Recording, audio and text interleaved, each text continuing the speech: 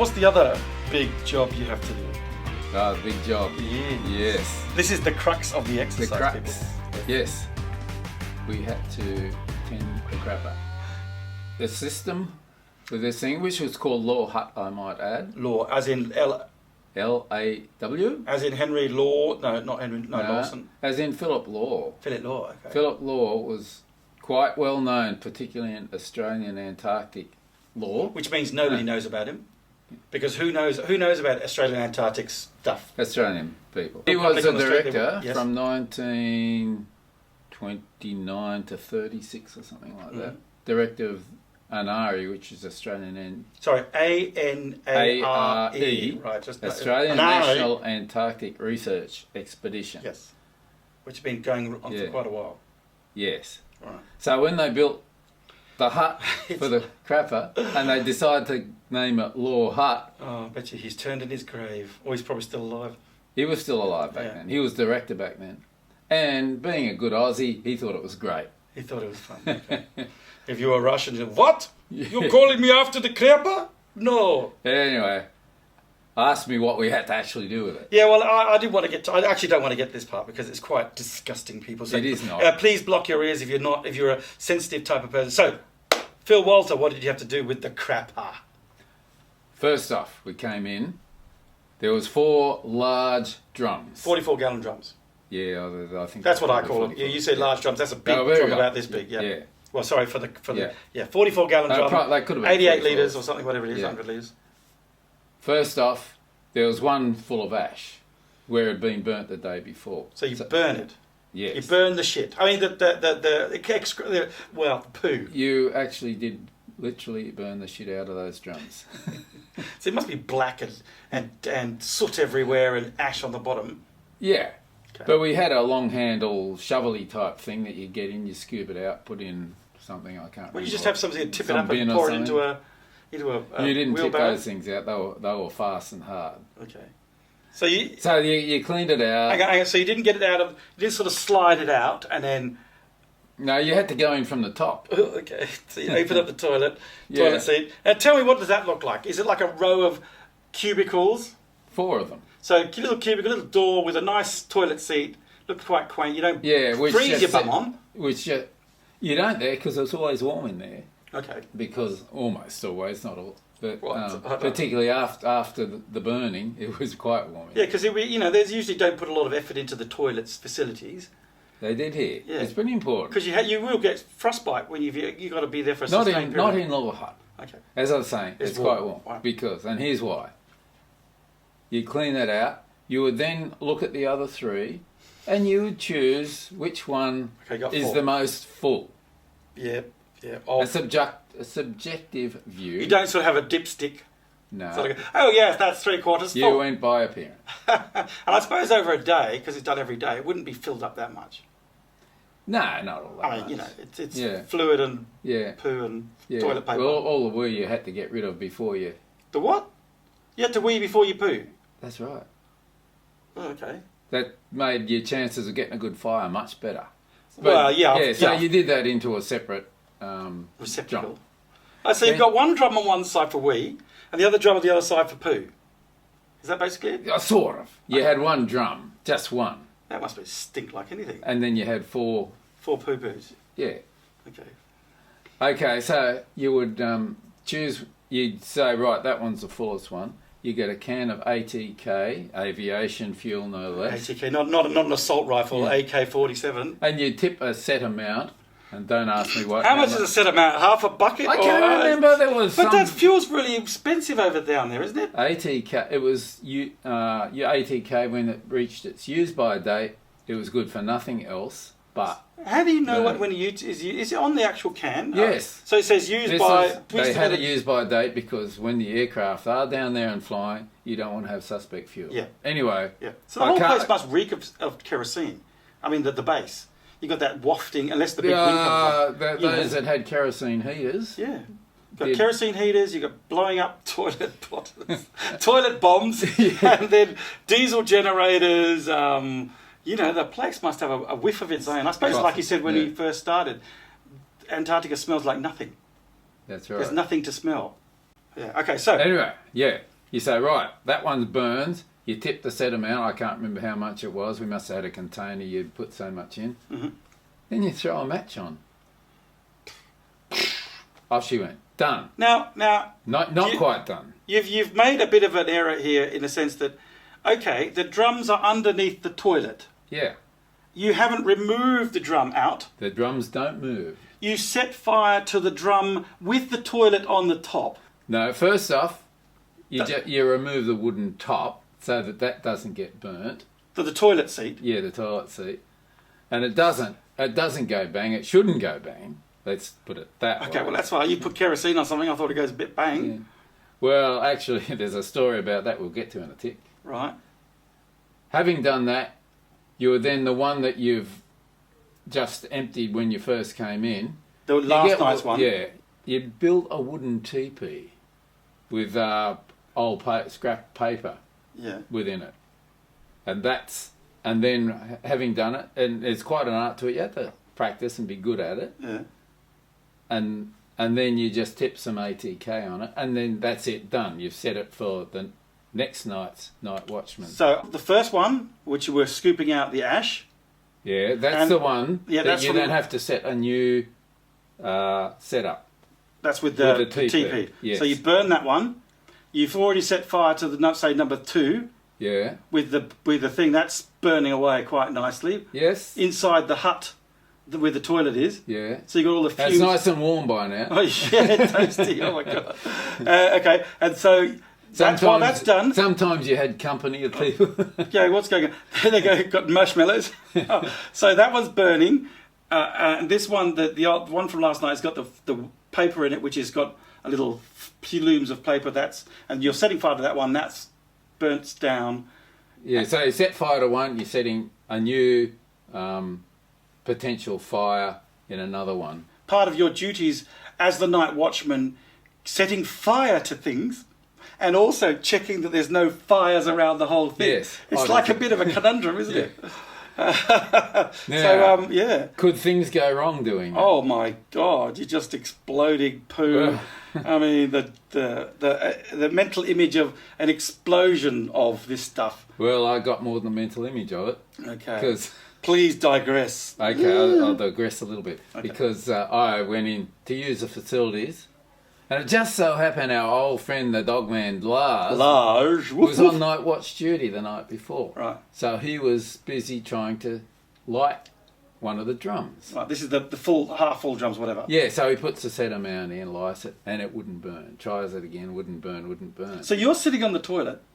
Watching him. You're sitting on the toilet doing your business on the one that's not burning, obviously. And you can hear him about three bays up going, "Oh, nice a Philip." Yes, lots of Danish swear words. I don't even know any. So what a normal person would do is say, "I'll try another drum." Anyway, not Lars. No. He said, "Right, I'll fix this." So he got a whole stack, probably all the rest of the ATK that we had in there, poured the whole lot on it. And I thought, I've got to get out of here. Yeah, jeez. How did you know you said click, click, click, click, click, click, click, click, click, click? That's a bit much. Click, click, click, click, click, click, click. He probably put everything on that he had. I don't know. Yeah. Anyway, there's a lot. And I thought, you're going to like that? Laughter. So by that time, I'm ready to flee. But I didn't flee because I had to see what happened. So you're sitting on the toilet. Not by that time. Okay, your pants up, ready to go. Yeah. You can hear this thing. Oh no! He's taking the lid off the other toilet, ready for it to burn. Yeah. Oh my God. Well, he threw the match in. Did it burn? Jeez. Yeah. Smoke and billowing. So look, why did he set fire to the whole? Why did the whole place go up? Well, could have done, but I mean, didn't. Really? It went everywhere. Clouds of smoke. It filled the whole place. Poo everywhere, I'm sure. No. Okay. Damn. You said, what's that? Well, actually, it could have done, but it never got me anyway. Okay. Otherwise, I would have remembered it. Yeah. But you'd imagine. And of course, they had chimneys there, and we went outside, and you saw billows of smoke coming out of that. And this is at night as well. He thought, no. This is all done during the day. The day after, there's a night watch, but then this is the following day you did. Oh, okay, right. So something go, whoa. Yeah. You know, do you put a little note up saying "burning in progress"? Don't use the toilets because it might be you. Yeah, well, there's only one you didn't use. So was there a fair drop then between the sitting on the toilet and the drums? 4 feet or something like that. Yeah, because you'd have to be a bit of a Something like space between it. that flame went right up the top, shot out. A situation like that, potentially lethal, potentially burn the toilet block down, Could it happen? potentially being a bit silly and over the top. What's the results of that for Lars? Day in the doghouse? Day on the dog chain? They sent him out to tend the dogs, I think. No, No, you know what I mean? Because, these are sort of issues that you're going, well, that's a disciplinary issue, isn't it? no, there was. Well, I didn't go and broadcast everyone what he'd done. Well, everybody would know. It's a very small Well, community. people who were looking that way would have seen what's all that smoke coming out of there. See, that's that sort of blasé. If he'd burnt the place down, yeah, there would have been repercussions. Didn't happen, so. So it was just an eventful day. Anyway, You're very trigger-happy bunch down there, weren't they, really? They're blowing up things and, blowing up all sorts falling of off cliffs and, yeah. getting blown off the zip lines, the buzz lines, what do you call them? The blizz lines. Yeah. It is not a completely safe environment. No, You so had to be careful down there, and I think I may have told you there was 3 graves down there at the time. I think you did tell it, and I think I was reflecting on that recently and just thinking how sad that is. You have a fatal accident in a place like that. You're remembered and revered on location, but your relatives can't come and they're fathers, brothers, people who have family back in Australia, wherever. I think probably what happened, because these deaths happened in the middle of the year, there's no getting bodies out. No, but... So they did, and they made graves. Now, graves were made by piling rocks on top of the bodies. It's like a can, because you isn't it? can't dig holes there, That's it's right. on solid rock. Yeah. Yeah, like a can. Yeah. And, So that body's and then almost frozen in perpetuity. That's You exactly could excavate right. that and there'd still be just a frozen In mummy. 100 years, you'd find a sort of frozen mummy there. Yeah, because they're perched on a rock. On a rock, Not actually, on buried. West Arm, Yeah. which was one of the parts of Fish- the bay. Yeah. Yeah. So I suppose a lovely location. But I mean, would you have had to preach somebody take on the job as the preach the It could have been, because luckily it never Conservation. happened our year. So, well, you're pretty close given the adventures you've had. but they would have had proper funerals down there. Because I mean, at sea you'd bury them at sea. Yeah. But- Well, it's probably a little bit like that. Their bodies are there in perpetuity. The only thing I would say is they're very photographed graves. Everybody takes photos of it. So. But like I said, that's like a tourist attraction in a sense, in a morbid sense. You could say that. I've got my own sets of photos. You get out on West Arm. You have the graves in the foreground and the base in the background. As you said, Antarctica can be a very dangerous place, and there's all sorts of reasons why you can die there. People that had appendicitis or something like that they can't operate on. Yeah, you remember there was a case of a doctor down there she had back in the late 90s had to operate on herself. Yeah. Otherwise she would have died. And there's another one who went down there and developed leukemia or something like that. Yeah. Some sort of issue, All right, now, so we've blown up the toilet. You've done your bit. You've wandered around the thing. And you've also doing your own duties as well. So any sort of weird stuff happening? There was one weird one. Just doing my patrols, come up to the rec room. There were some people there. One had I think it might have been the cook, Richard Cody. I think it was him. Had a set of hair clippers. Oh, These people they were really stoned out of their brain. How could they be stoned out of their brain in Antarctica? Has he brought some weed down? No, lots of booze. Lots of booze. Okay, stone's not the right word then. Okay. Just checking, Jay. Drunk It is the 70s, hello. Well, they were off their brain, and they decided they'd start cutting hair. And Because you guys had big mops of hair in those photographs. Well, yes, you did. Nobody cut nobody's hair then. You didn't. I noticed you got very nice hair. Yes, thank you, darling. Yes. After my previous attempts, yes. Digress again. Yes. So I was watching this, and I thought, these guys don't know what. So here's the image. It's dark outside because you do Nightwatchman. You got your furry hat on. You're looking through the window like a little puppy, and there's these crazy people in going. Zzz. I was right in there watching it. Okay. Standing there, grinning, looking at them. Taking photos for later. Yeah, I did. Evidence.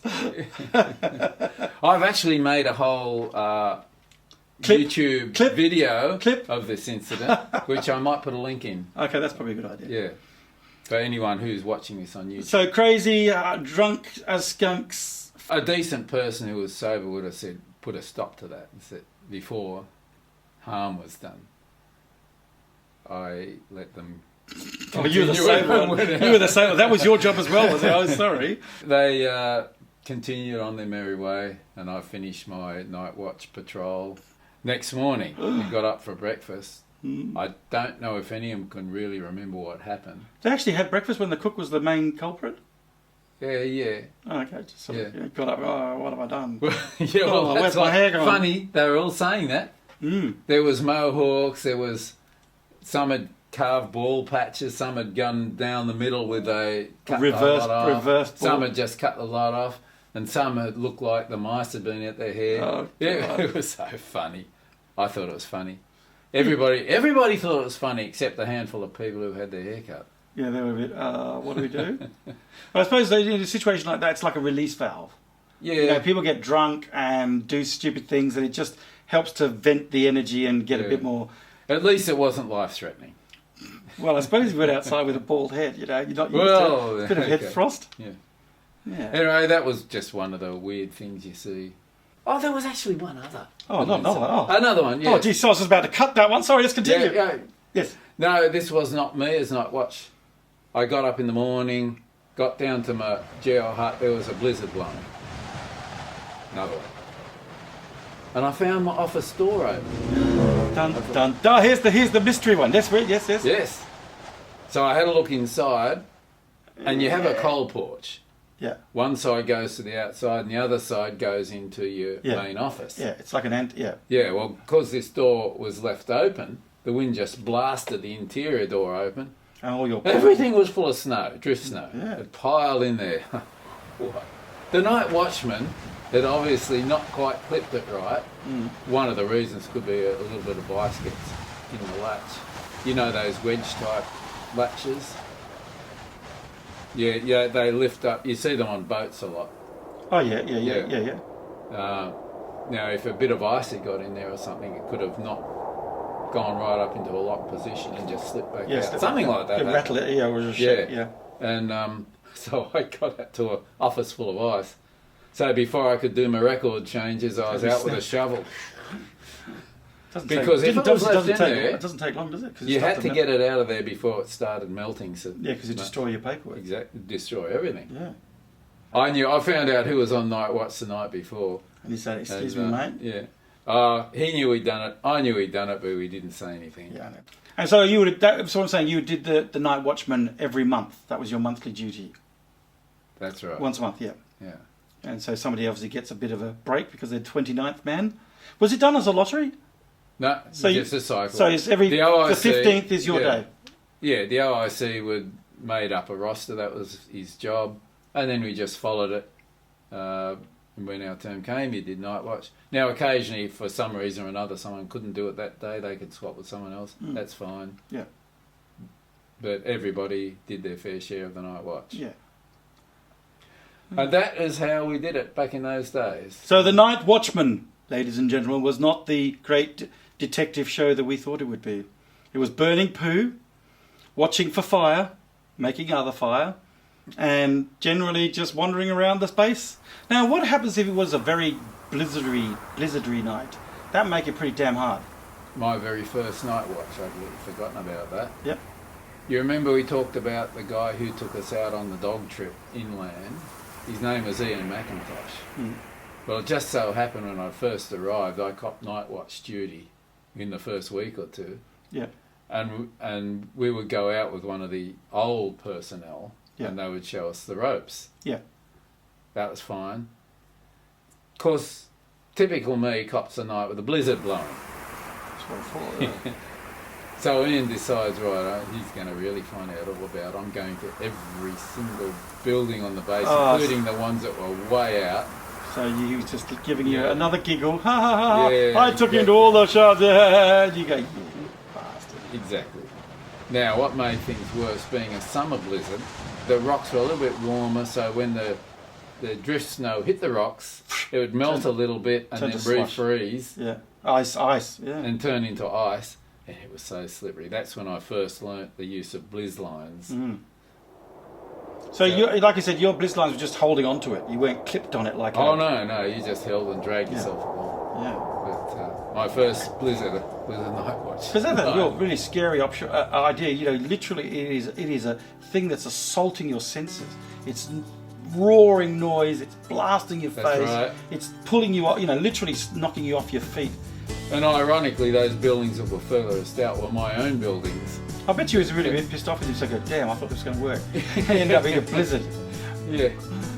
Oh dear. So that was a life on Mawson as a night watchman. It's one of the more mundane things you have to do.